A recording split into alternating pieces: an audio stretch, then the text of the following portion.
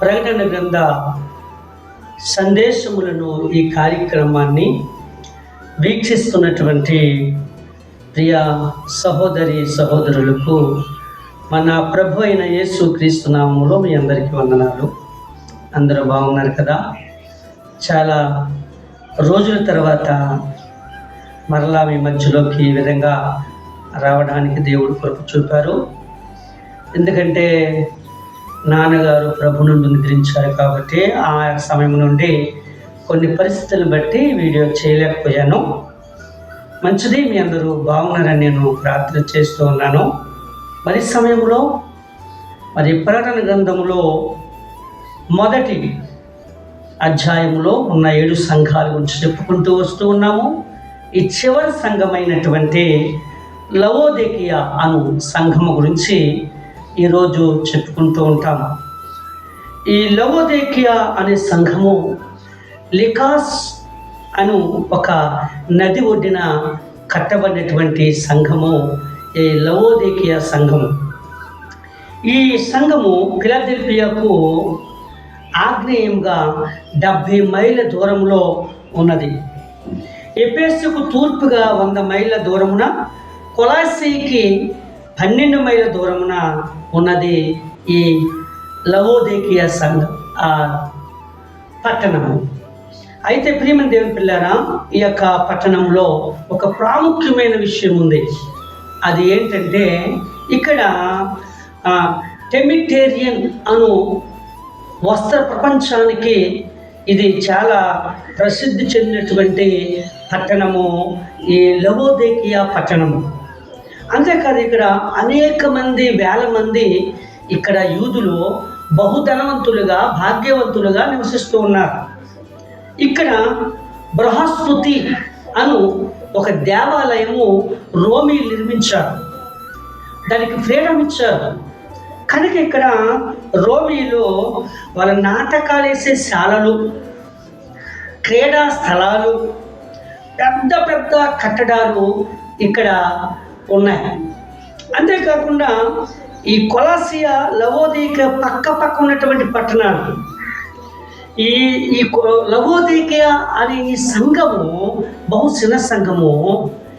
దేవుని ఆశీర్వాదములు పొందిన తర్వాత దేవుణ్ణి మర్చిపోయిన సంఘము లవోదికీయ సంఘం. అనగా నీవు నేనే అనే విషయాన్ని గమనించాలని మీకు నేను తెలియచేస్తూ ఉన్నాను. ప్రియ దేవుని బిడ్డలారా, లవోదికీయ అనగా అర్థము ప్రజలు, హక్కులు అనే అర్థం. ఈ లవోదికీయ సంఘములో దేవుని నామాన్ని మనం చూస్తే ఆమేన్ అనువడును, నమ్మకమైన సత్య సాక్షి అయిన దేవుడు అని అర్థము. దీని చరిత్ర మనం చూస్తే ప్రస్తుత పరిస్థితులు చూపించే చరిత్ర. దీని కాలాన్ని మనం చూస్తే ఆనాటి నుండి నేటి వరకు జరుగుతున్నటువంటి పరిస్థితులే దాని కాలము. ఈ సంఘానికి దేవుడిచ్చినటువంటి సందేశాన్ని మనం చూస్తే, నీ క్రియలను నేను ఎరుగుదును, నీ వెచ్చగాను లేక చల్లగాను లేవు అని దేవుడు చెప్తూ ఉన్నాడు. అసలు మెప్పు లేదు సంఘానికి. చెప్పుకున్న 6 సంఘాల్లో కొన్ని సంఘాలు దేవుడు మెచ్చుకున్నట్టుగా మనం చూసాం, కానీ ఈ సంఘానికి అసలు మెప్పే లేదు. అంటే ఇప్పుడు దేవుడి పిల్లరా, నీవు నేను సంఘం అన్నాం కదా, మరి మనము అనేక సందర్భాల్లో క్రైస్తవులము అని చెప్పుకుంటాం. మరి అన్ని చెప్పుకుండా మనము ఏం చేస్తున్నామంటే అన్ని కార్యక్రమాలు మనకే కావాలి. కనుక ప్రియమైన దేవుని పిల్లలు గమనించాలి. క్రైస్తవులకు చెప్పుకోవడం కాదు, దేవుడు చెప్పిన దాన్ని విని దాన్ని పాటించవలసిందిగా మీకు నేను తెలియచేస్తున్నాను. అంతేకాదు, ఒక తప్పుని ఈ సంఘముకు ఒక తప్పుని మోపాడు దేవుడు.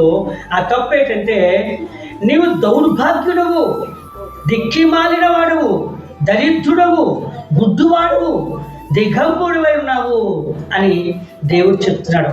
నువ్వు గుడ్డువాడువు, దౌర్భాగ్యుడవు, దిక్కిమాలిన వాడువు, దరిద్రుడు అయినప్పటికీ కూడా ఇవన్నీ మర్చిపోయి నువ్వేం చేస్తున్నావంటే, నేను ధనవంతులను, ధనాభివృద్ధి చేయుచున్నాను, నాకేం కుదువలేదని చెప్పుకుంటూ ఉన్నావు.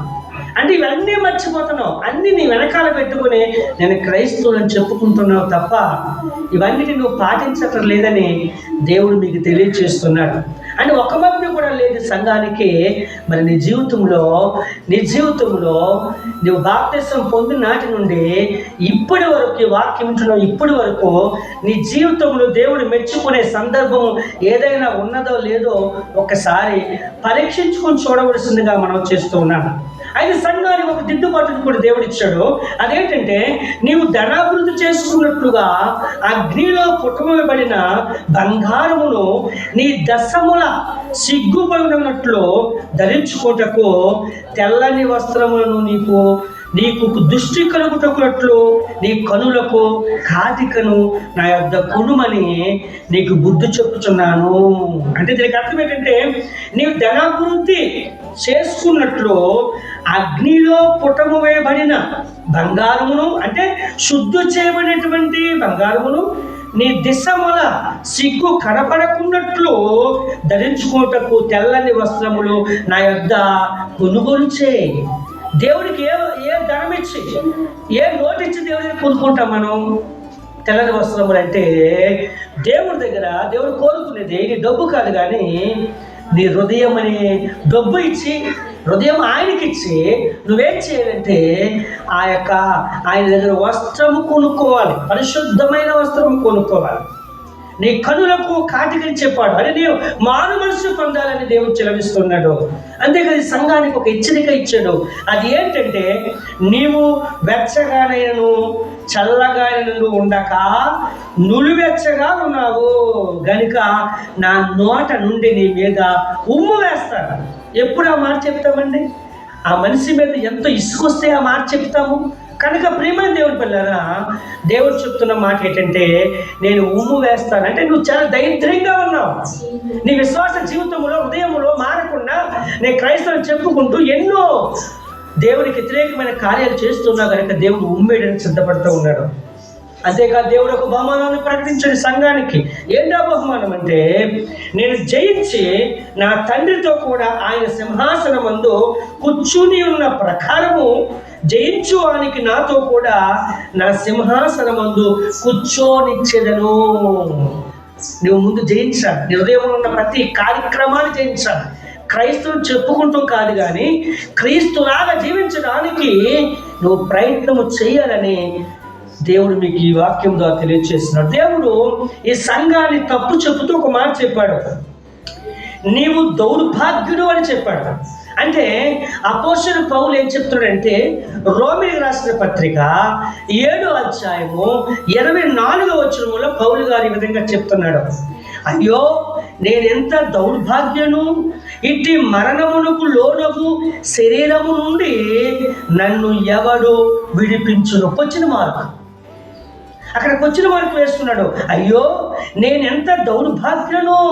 ఈ సంఘాన్ని దేవుడు ఏమని చెప్పాడంటే తప్పేటంటే నువ్వు దౌర్భాగ్యుడు. మరి అపోస్తలుడు పౌలు అంటే నేను దౌర్భాగ్యను, ఇట్టి మరణమునకు లోనగు శరీరము నుండి నన్ను ఎవడు విడిపించును. క్వశ్చన్ మార్క్ చూస్తున్నాం. అక్కడ ఎవరు విడిపిస్తాడో? మన ప్రపంచంలోనికి మహానుభావులు వచ్చారు. మధ్య పురుషులు, యుగ పురుషులు, శక పురుషులు, మహానుభావులు, మత పురుషులు అనేక మంది వచ్చారు, కానీ ఎవరు కూడా ఈ సాహసము చేయలేదు. అందుచేత ఒక డాక్టర్ చేయలేనటువంటి పనిని, ఒక సైంటిస్టు చేయలేనటువంటి పనిని, ఒక మానవుడు చేయలేనటువంటి పనిని ఒకే ఒకరు చేశాడు. యోహాను సువార్త 1వ అధ్యాయము 29వ వచనంలో మనకు కనబడుతుంది. దయచేసి మీరు చదువుకోండి. అక్కడ చెప్తాడు, ఇదిగో లోక పాపములు మోసుకొని పోవు దేవుని గొర్రె పిల్ల. అంటే ఇట్టి మరణమునకు లోనగు శరీరము నుండి నన్ను ఎవడు విడిపించును? అల్లు విడిపించడానికి దేవాది దేవుడే ఒక రెండో ప్రణాళిక వచ్చింది. ఆ ప్రణాళిక అయినటువంటి యేసు క్రీస్తు ఒక బలి పశువుగా పరమ నుండి ఈ లోకానికి వచ్చి ఆయన రక్తము ద్వారా నిన్ను విడిపించడానికి దేవుడు రెండో ప్రణాళిక వేశాడు. మరి మొదటి ప్రణాళిక ఏంటి అంటే ధర్మశాస్త్రములో ఒక భాగము. మీ అందరికీ తెలుసు గ్రంథాలు. ధర్మశాస్త్రంలో ఎవరైనా ఒక పాపము చేసినట్లయితే నేను పాపము చేశానని ఆ మనిషి గ్రహించినట్లయితే అతడు ఒక గోవనో, గొర్రె పొట్టేలునో, మేకనో, ఎద్దునో, ఒక పశువును తీసుకువచ్చి ప్రత్యక్షపు గుడారం ఎద్దుకు తీసుకువచ్చి ఆ పశువు యొక్క తలపైన తన కుడి చెయ్యి పెట్టి ఆ పాపము ఒప్పుకోవాలి. ఒప్పుకున్నప్పుడు దేవుడు ప్రత్యక్షపు గుడారములోని వింటాడు. అప్పుడు యాజకుడు వచ్చి ఆ బలి పశువుని వధించి ఆ బలి పశువు యొక్క రక్తాన్ని చిటికిన వేలుతో కానీ లేకపోతే ఇసోపు యొక్క కుంచుతో కానీ తీసి ఆ బలిపీఠం ఆ కొమ్ముల పైన చిమురుతాడు. ఆ చిమిరి తర్వాత ఈ పశువు యొక్క చర్మం ఒలిసి కొవ్వును తీసి ఆ బలిపీఠం మీద పెట్టి దహించినప్పుడు ఆ యొక్క బలిపీఠం పైన ఉన్నటువంటి ఈ దహించబడిన ఈ కొవ్వు వచ్చే వాసన, సువాసన దేవుడు దాన్ని అంగీకరించి ఆ పాపి యొక్క పాపాన్ని క్షమించడము. మీరు గమనించారా? ఇక్కడ చెప్పబడినటువంటి విషయం ఏంటంటే, నేను దౌర్భాగ్యులను ఇట్టి మరణమునకు లోనగు శరీరము నుండి నన్ను ఎవడు విడిపిస్తాడు? ఇక ధర్మశాస్త్రం చెప్పబడిన మాట ఏంటంటే, పాపం చేసిన వాడు ఒక పశువును వధించాలి, పాపాన్ని ఒప్పుకోవాలి. ఇది ధర్మశాస్త్రంలో దేవుని మొదటి ప్రణాళిక. ఈ ప్రణాళికలో పశువులైపోతున్నాయి. అదే ప్రత్యక్ష గుడారంలోకి ఈ మనిషి అంతమానం వస్తున్నాడు. పశువులు మారిపోతున్నాయి కానీ మనిషి మారట్లేదు. కనుక ఈ మనిషి మారాలి అంటే ముందు ఏం మారాలంటే తన హృదయం మారాలి, తన హృదయం మార్చాలి. కాబట్టి పశువు రక్తం వలన కాదు కానీ అని చెప్పి దేవుడు ఇంకో రెండో ప్రణాళిక వేశాడు. ఇక్కడికి ఎప్పుడు వచ్చా ఈ మనిషి పశువులు మారిపోతున్నాయి కానీ మనిషి మారట్లేదు. కానీ ఇక్కడి నుండి అతను మార్చి పవిత్రపరిచి ఇక్కడకు తీసుకురావాలి అనే ప్లాన్తో ఇదిగో ఒక ప్రత్యేకమైన పాపరాగానికి ప్రత్యేకమైన డిజైన్ చేసినటువంటి లోక పాపాలు మోసుకొని పడే ఏకైక గొర్రె పిల్లని పరమ నుండి దేవుడు పంపించాడు యోహాను సువార్తలో. కనుక ఈ గొర్రె పిల్ల చేసే పని ఏంటంటే, ఇట్టి శరీరము నుండి, ఇట్టి మరణమునకు లోనగు శరీరము నుండి, మన పాపము నుండి ఈ గొర్రె పిల్ల రక్తము మనల్ని విమోచించి ఈ కొన్నటువంటి ఈ మనిషిని ఇక్కడికి తీసుకువస్తుంది. ఇది యేసు రెండో నియమము. అంటే తండ్రి దేవుడు రెండో నియమాన్ని ప్రకటించాడు. ఈ రెండో నియమము యేసు రక్తమే ప్రతి పాపానికి మందు. యేసు ప్రభుని అంగీకరించుంటే, ఒకవేళ యేసు ప్రభుని అంగీకరించకపోతే ఒక విషయం మీకు చెప్తున్నాను.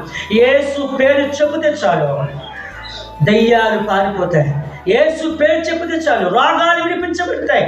యేసు పేరు చెబితే చాలు ఏ విధమైన దురశక్తులన్నీ కూడా పారిపోతాయి. కారణం తెలుసా? నీ కొరకు నా కొరకు వధించబడ్డ గడ్డము కావడానికి వచ్చాడు ఏకైక బలి పశువు యేసు ప్రభు. ఇట్టి మరణము నుండి, మరణములో లోనైన శరీరము నుండి, శరీరములో ఉన్న పాపము నుండి, పాపమైన రక్తము నుండి నిన్ను పరిశుద్ధపరచడానికి ఏకైక రక్తము ప్రభు అయిన యేసు క్రీస్తు. అందుకే సంఘం అనగా నీవే నేనే. కాబట్టి ఈరోజు ఈ వాక్యం వింటున్న ప్రియ సహోదరి, నీ కుటుంబానికి దేవుడు ఇంత గొప్ప రక్షణ ఇస్తున్నాడు. యేసులోనే రక్షణ, యేసులోనే విమోచన, ఈ ప్రపంచానికి విమోచన. యేసు రక్తము ప్రతి పాపము నుండి విడిపించును. యేసు పాపును రక్షించడానికి యేసు ప్రభు లోకానికి వచ్చని చదివిస్తుంది. ఈ లవోదికే సంఘములో అంత పాపముతో నిండిపోయింది. మొదట బాగానే ఉంది, చివరకు పాపములు నిండిపోయి లోకములో కలిసింది. సంఘం అనగా నీవే. బాప్తిసం పొందినప్పుడు ఏ రీతిలో ఉన్నావు, ఈరోజు అదే రీతిలో ఉన్నావా? నిన్ను ప్రేమించి వాక్యం నా ద్వారా దేవుడు తెలియజేస్తున్నాడు. మీ కుటుంబాన్ని దేవుడు, మీ పిల్లల దేవుడు, మీ కుటుంబంలో ప్రతి ఒక్కరి దేవుడు బహుగా దీవించి ఆశీర్వదించునుగాక. ఈ కొద్ది మట్లో దేవుడు దీవించునుగాక. మీ అందరికీ వందనాలు తెలియజేస్తున్నాను.